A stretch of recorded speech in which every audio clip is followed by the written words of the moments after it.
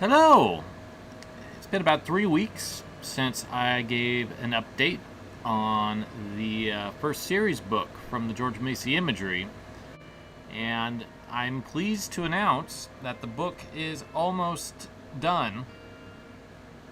All of the content is in the book. It's taken a long time to do that. The letters that I have had access to are scanned in different qualities, basically. So, one, I could just copy and paste the text pretty straightforward, but others, because of the fact the page was turned or it was done on a low quality, I had to actually take photographs of it and then use my phone's smart capacity to scan and get the text that way.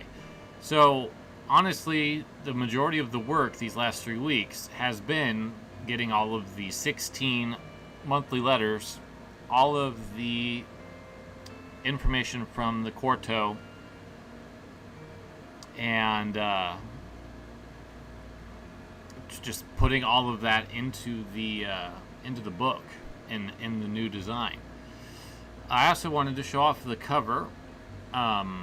I think this is what I'm going to be going with, highlighting all of the 12 books.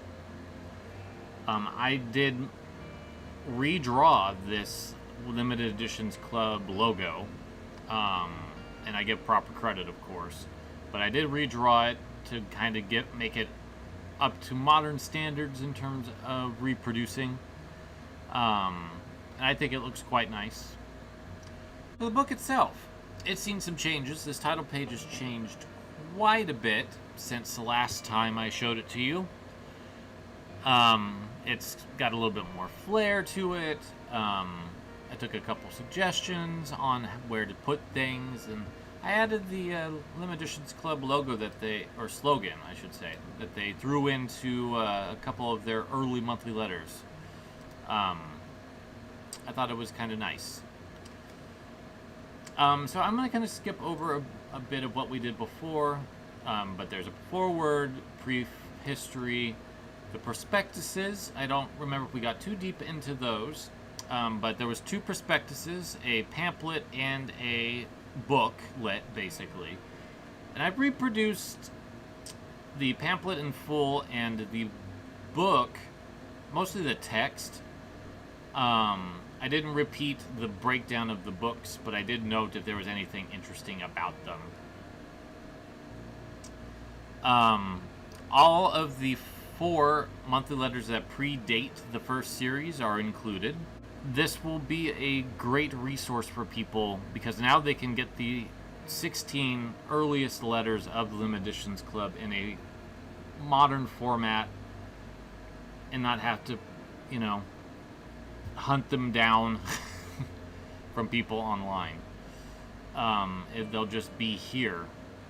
An interesting quirk about the monthly letters is that the T's often turned into E's when they were copied into this document.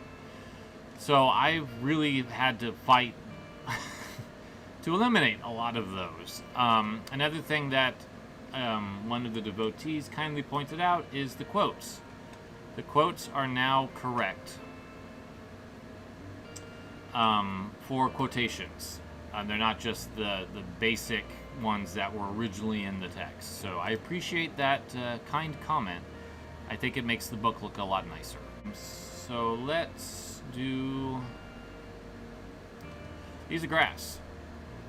So as you can see, there's a nice portrait of the book cover and a bunch of nice information on the right side that covers any artwork, or in this case a portrait that was provided, decorations, design, who introduced it, if there's a translator or an editor, they're listed, who printed it, who bound it, what this particular number is, the publication history, if there was Heritage Press reissues, or any subsequent alternative editions, which These Are Grass had 2.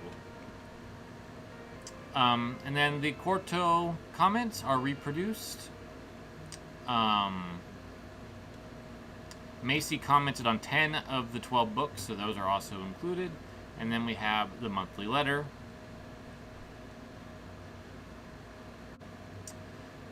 Introductions. So Wells and Whitman both have introductions, so I captured both. And then there's lots of text examples for this particular one since there's no illustrations. Author biography. Whitman had such a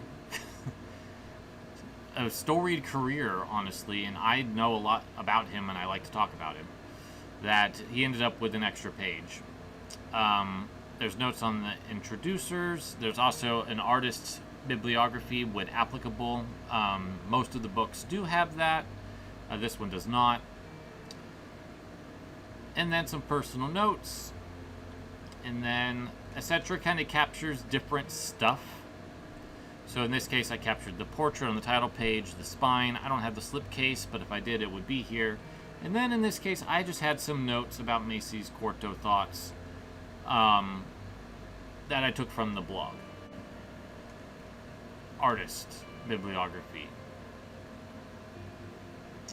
for example. And then like here's an editor and an introducer. And Carl Van Doren, I had to write a lot about because he introduced a lot of books, I realized. Now, a neat thing that I've added to the end of the book that I think people will appreciate is this appendix on designer bibliographies. So we had 12 designers on these 12 books. And if you have the quarto, you could get up to the first 250 books of what they designed. Well, I took this one a step further. I added the titles and the years of publication, as well as the authors, for every designer. So for Macy, he designed a bunch of books, but in the quarto, it stops at 247. But he designed a couple more after that. So I include those. So this includes everything that they did for the Limited Editions Club for all 12. And I think it's a better resource than what the quarto provided, which was basically a number in the listing of books. So like if I wanted to find out about a Cloister in the Hearth, I'd have to see, oh, number 32, then go and look at what number 32 was and find out that was Cloister in the Hearth. So I wanted to make that a little bit of an easier process for people. And that is a nice little overview of where this book is. I anticipate, after I look it over 1-2 more times probably, and my friend who's a really good editor looks over it, to have the book out in August, which will be a good time. I think that it'll be a nice anniversary of sorts, because it'll be the 10th book that I published, and the first one was published in August of 2020. So it'll be kind of a nice little callback to my origins as a book creator. I hope you are excited. I will let you know when the book is available to purchase, and I appreciate the interest and all of the comments to help make it a better product. I'm really pleased with how this has turned out, and I'm very excited to get it out into the world. Thank you for watching. See you soon.